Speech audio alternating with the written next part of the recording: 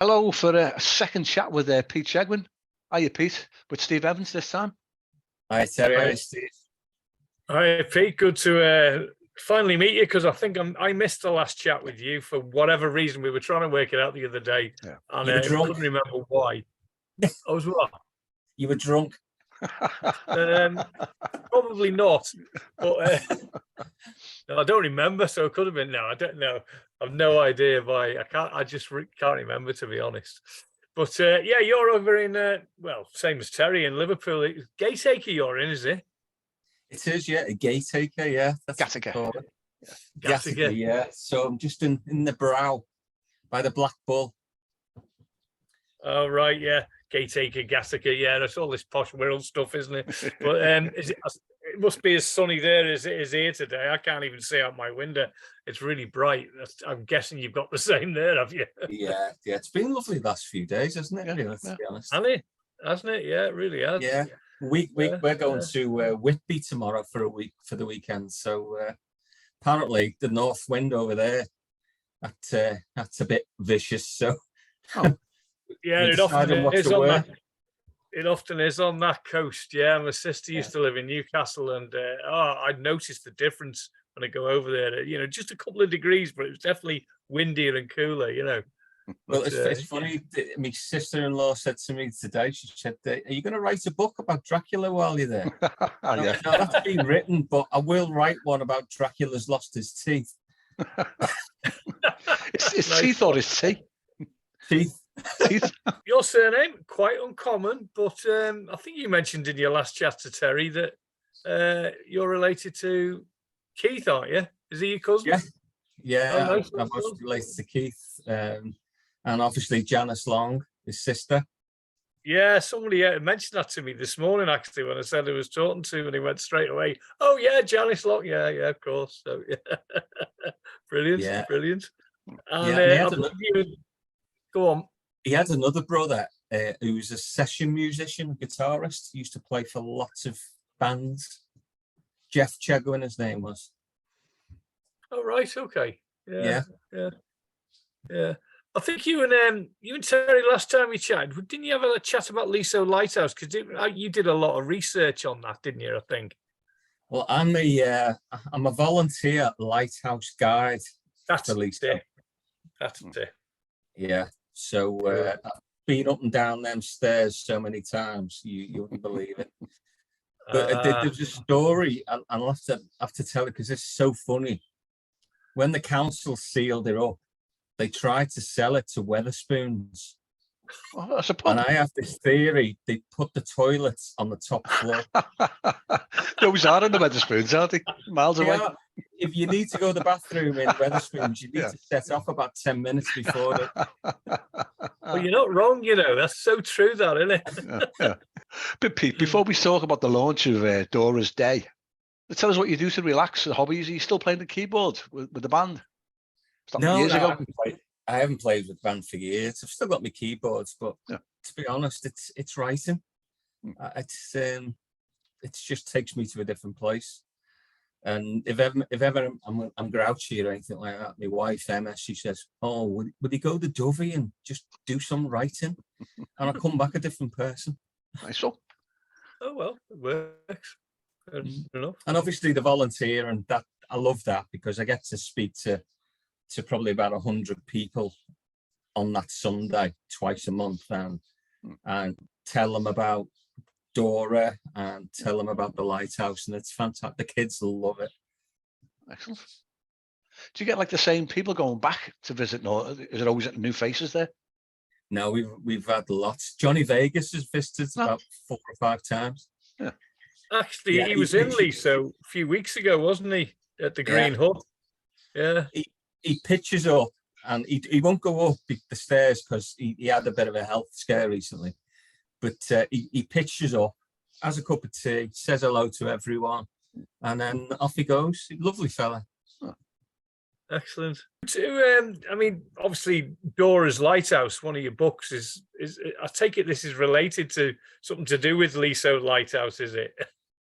So the big story about Dora's Day is it's partly true. in the fact that Elizabeth, her mother, and Elizabeth came from where was it? Come from North Wales to be lighthouse keeper with her husband Thomas, and he died of TB about a year after they came across, and she had to run the lighthouse on her own with 13 children. Still? Yeah, so, and the only child to have been born in the lighthouse, because it was a lived-in lighthouse, was Dora. And from the first day that I went to be a volunteer and they told me about the story, it hit me. There's a story there about Elizabeth, her mother, and Dora, the youngest, and leave all the other children who are away and just write a book about the two of them running that lighthouse. And oh wow. So originally I started off to write a pamphlet for children to explain how the lighthouse worked. Yeah. I started off and I was only going to write about 20 pages, and I got to 250 and thought, well, I've got to carry on, and carried on, and the book was born. Excellent. So, and that's your second novel, isn't it? After you did, is it Lost Dogs and Mauritius? Yeah. And is that a completely different book? Is it? Yeah, totally different. Because I don't know. I do apologize. Forgive my the Lost Dogs and Mauritius, based on I wrote that while I got the idea while I was on honeymoon in Mauritius. About two dogs running every day when we were on the beach. These two dogs had run right past me and Emma, run down the pier, bark at this particular boat, and then after they got out of sight, they'd shake themselves off and walk off and just walk past us. And I thought one day, what would happen if that boat didn't appear? And the book just came to me, and I wrote it there. And I'd never written a book before, but it just happened. And isn't that brilliant? It's so odd, isn't it? Yeah. So odd. Excellent stuff. Who designed the cover anyway for Dora's Day, the lighthouse one? Was it your own? Yeah, your own. Yeah. Yeah, I painted it. And same with Lost Dogs. Oh, right. Excellent. Yeah. Is that a hobby of yours as well? They're doing illustrations. It looks professional. I've always painted. Yeah. Always. I've always I draw animals for the family, so they're pets in Australia and stuff, and they send me photos of the dogs, and I'll sketch them and send them over. And I thought to myself, when they gave me the price to do an illustration for a book, and I nearly fell off my chair, I thought, I'll do this myself. And Dora's Day I did in an hour and 10 minutes. Superb. So well worth it then, wasn't it? Yeah, definitely. Yeah, and I get the enjoyment out of it, to be honest. It makes it really personal. Yeah, of course it does. Yeah, I'm guessing the age range this book is at is it designed to be at youngsters? So I think it's from 6-year-old up to 66. All right. Because me beta reader, she drinks in the Bear and Staff. You'll know that well, Terry. I know, yeah. Lots of nice meals in there. And she read it, and she said, I read it twice. She said, I loved it. She said, it's a lovely book. It's escapism. And that's the way she saw it. So there's a bit of everything in there. But I think the funny thing is that there's Bill, Eva, and Brian in the book. Yeah. And Bill, Eva, and Brian, well, Bill and Eva are my grandparents. And Brian is my uncle, who are their son. It's based on them. Brilliant. So it's the same as Lost Dogs. I've introduced different parts of my family. Yeah.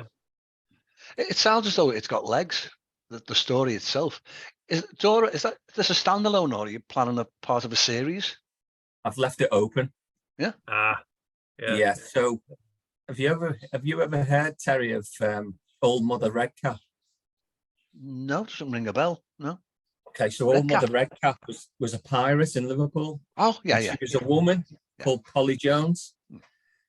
And it's based around the time when Old Mother Redcap was around, with the pirateers and false lights and stuff like that. And I've had so much fun writing with her. Oh, God.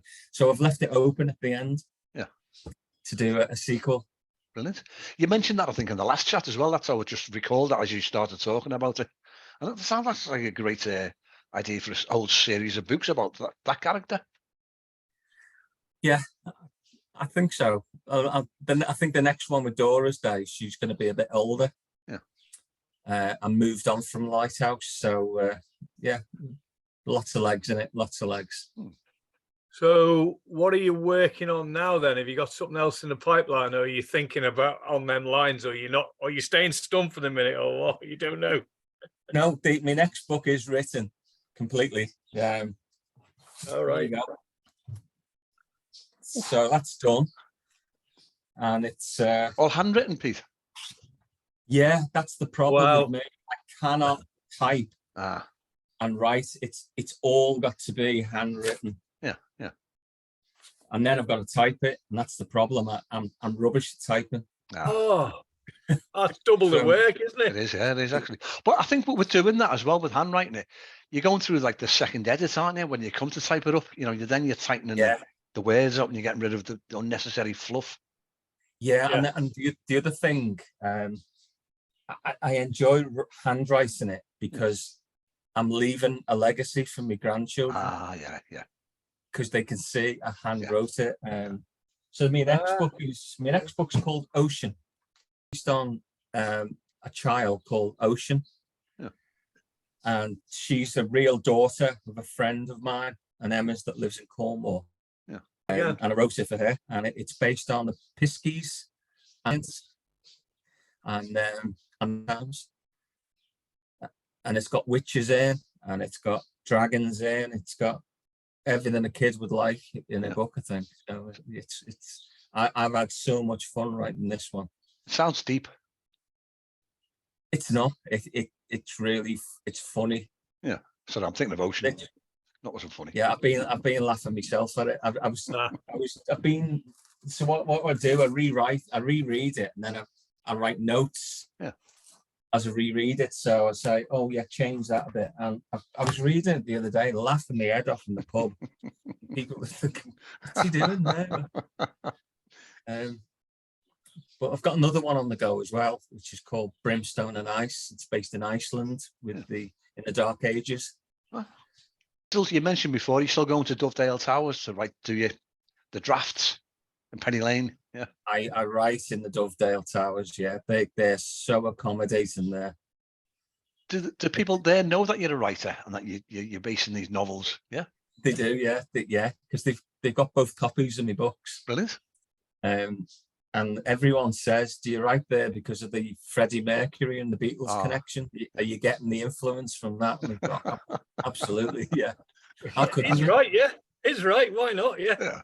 How couldn't you be motivated the fact that Freddie Mercury lived there and the Beatles played there? Yeah, it's a great place as well. There are lots of nooks and crannies, isn't there, in there, and long hallways and highways. Yeah, but I can hide in there and write. It's brilliant.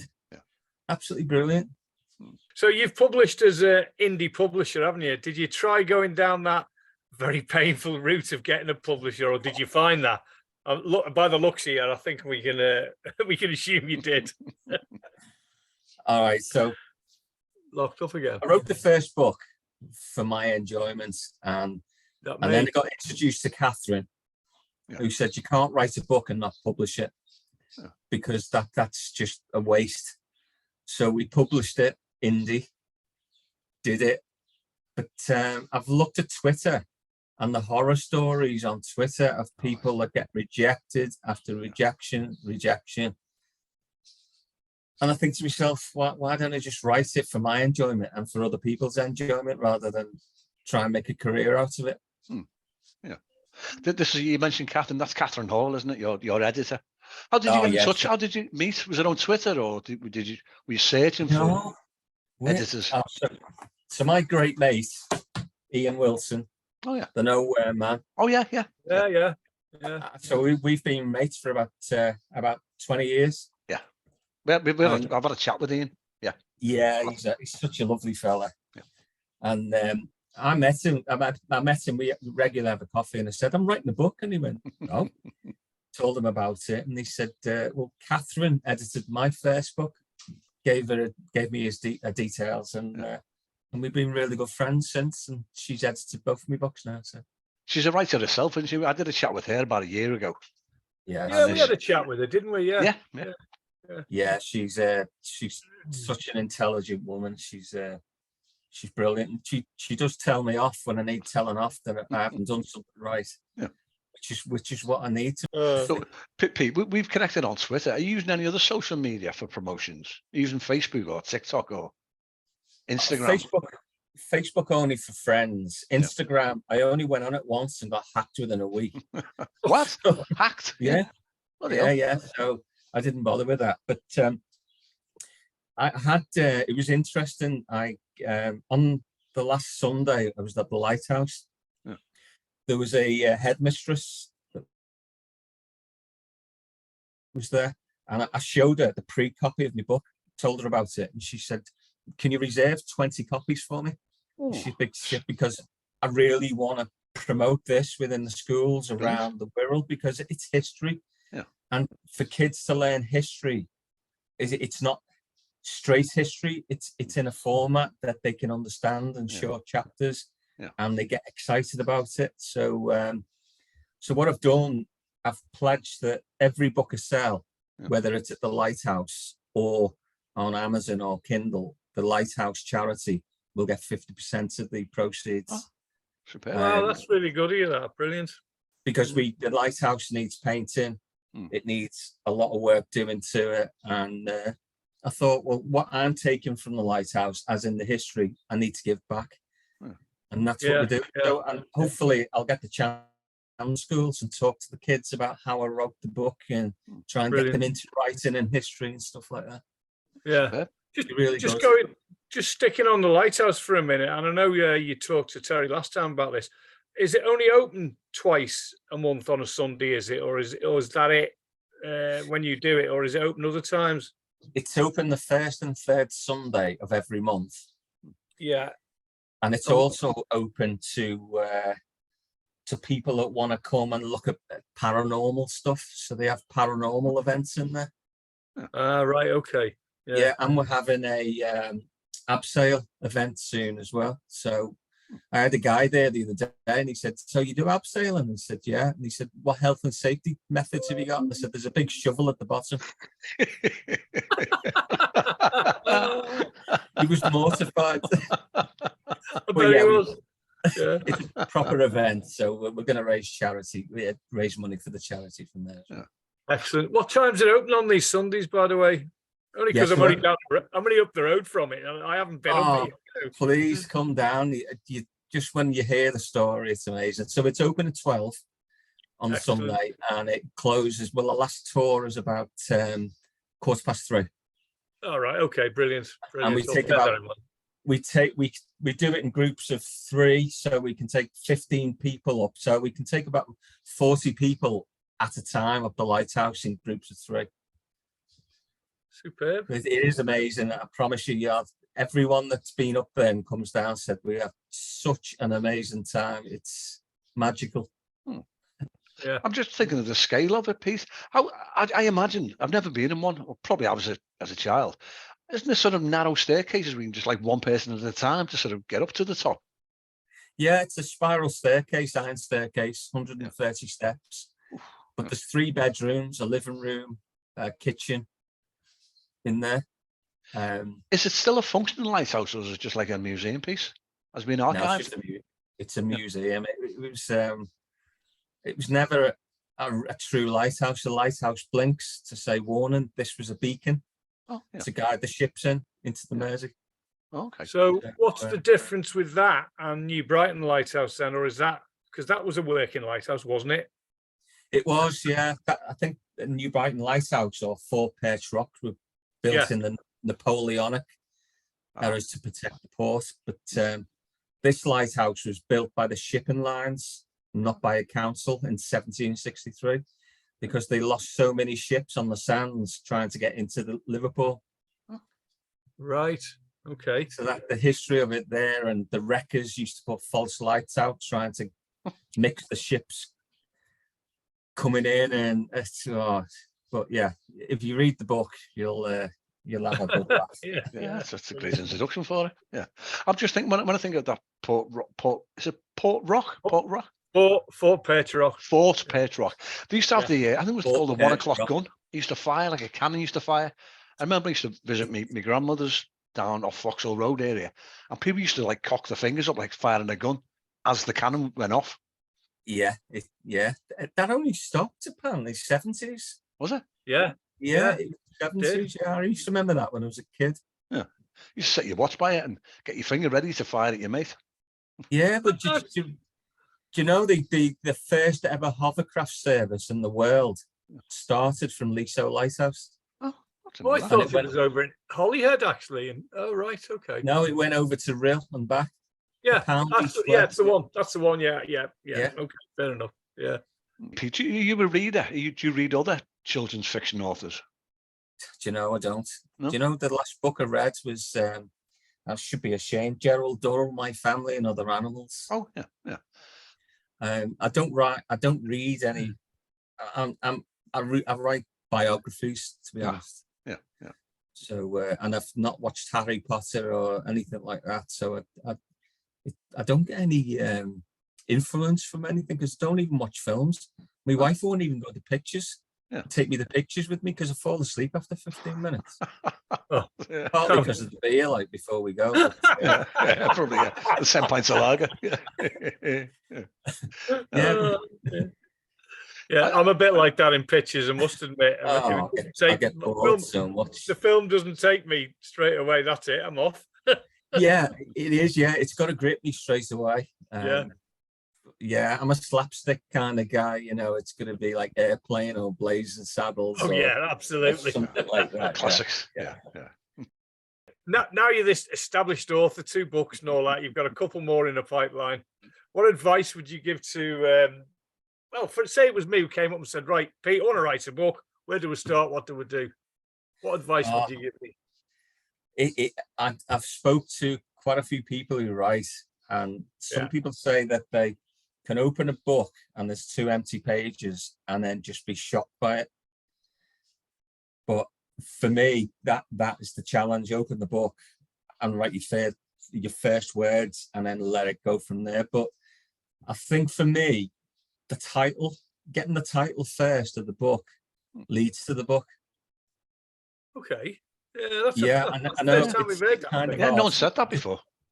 Yeah, I've discussed this with Catherine. So I've got a short story I'm going to write, and it's The Curious Tale of the Crimson Meerkat. That's conjures up a lot of images. It does. Yeah. And the book is in my head. It's a short story for children, and I'm going to do all the animation myself. Yeah. But that title led to the book, not the other way around. Yeah. Okay. But you do animations as well, don't you? As like a hobby-ish, or is that right? Yeah. Yeah.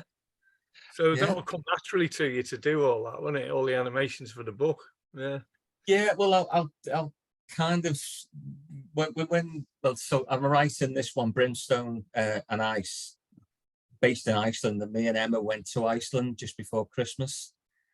And when I was there, just seeing some of the sights and some of the images, I took a notebook with me and it just flowed from there. Yeah. Did you manage to see the auroras, the Northern Lights? Did you see them when you were there? Do you know, we didn't, because on the week we were there, it was the heaviest snowfall they've ever had in about 20 years. Because we were stuck there for a day after we were supposed to go home because they couldn't get the flight off the ground. What's your ambition your big dream as a writer? Is it getting the books onto television, into film? I think Dora's Day. Yeah. If someone couldn't make a film of it in the 1800s of a single mother in a lighthouse with a 6-year-old daughter, with wreckers running around, shipwrecks and stuff like that. If someone couldn't make a film out of that, I'd be shocked. That's got great settings, that, isn't it? Period Great premise. drama. Yeah. Yeah. Even an animated film. Yeah. Yeah. Even you mean the Lost Dogs, I had images of that being an animated film. Yeah. But I write for the enjoyment of me writing it, because I love writing, and hopefully people that read my books and go, I enjoyed that. I think I've done something good. Yeah, there's a definite theme around your books of it's things you've seen and experienced yourself, and then you've adapted it, which I like, because it's your imagination, but it's with reality as well, and you've combined it, so it's Well, wait until you read one. I'm halfway through, and it's based on me life as an electrician when I was an apprentice, and that's an adult's book, and I've given me its writings to quite a few people, and they said they just couldn't believe what went on in those days. They laughed their heads off. So I've got to finish that off yet, but that's going to be a howler. Are you turning that into fiction, or is it just is it a memoir? Yeah, it is. Yeah, it's very much so. As me as an electrician, and the people I worked with, and you wouldn't believe what we got up to. And that's a pet project, but I will finish that. It's going to be good. You've got a lot of plates spinning there, a lot of writing on the go. Yeah, you have actually, haven't you? Yeah. If it's good though, isn't it? I just say I'll go to the Dovey on a Saturday or a Sunday, and I'll just take one of the other books that I'm working on and go, right, open the page and go, oh, right, okay, and just straight into it. And they see me at the top. There's like a big, you go upstairs in the Dovey, and I'm at that table, and they can tell that I'm having a good laugh because I'm laughing while I'm writing. And next thing, a pint turns up. And they don't even let me go to the bar, but your pint turns up. It's brilliant. Nice one. I tell you what, they probably sell that pub based on, see this fella in here, come and have a look at him writing his book. Yeah. They did once, actually. There was a couple of Americans came in. One of these taxis, they bring the tour in, and the guy behind the bar said, oh, he's writing the book up there. And next minute they were up there behind me. What are you writing? Oh, brilliant. It's funny. Breaks the day up, doesn't it? Gives you something else to talk about. It does, yeah. It does. Brilliant. Pete, I think time's caught up with us, but I've really enjoyed this. It's been just a friendly chat between three mates again. This. Yeah, it's great. Yeah. We've hardly spoke about Liverpool either. That's true, club. We could have done. Yeah. But for now, Pete, enjoy your rest of the evening, and thanks again. Thanks, Terry. Thanks, Steve. Brilliant. Always Thank fun. you. Always brilliant. Nice one. Excellent. Cheers. Thanks a lot. Cheers. Yeah. Bye.